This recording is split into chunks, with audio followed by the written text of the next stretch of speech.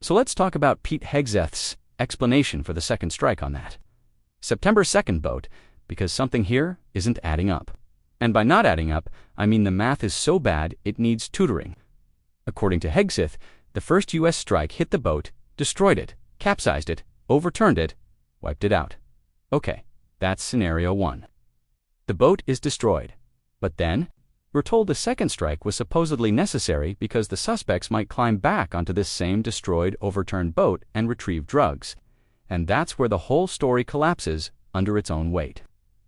Point 1. You can't climb onto a destroyed boat. A missile strike that destroys and capsizes a small vessel is not flipping over a pool float. The hull is shattered. The structure is compromised.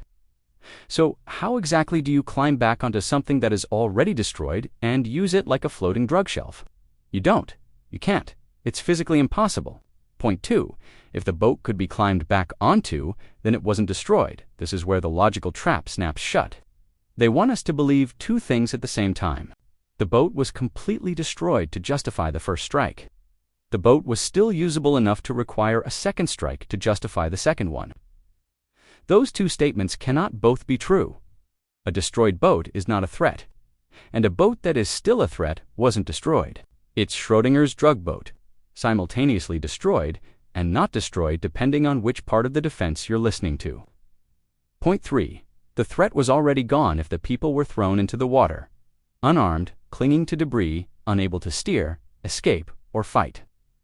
Then the situation was neutralized after the first strike, so the obvious question becomes, if the threat was gone, what was the purpose of the second strike? And that is the part no one wants to talk about. Point 4. This isn't a military explanation. It's a justification. Hegseth isn't explaining strategy. He's backfilling a narrative to make the second strike sound necessary. But the story contradicts itself. The timeline contradicts itself. And the physics definitely contradict themselves. So no, people aren't ignoring the truth. They're hearing a version of events that literally can't be true. A narrative that creates its own contradictions. A story that requires you to believe a boat was both unusable and usable at the same time.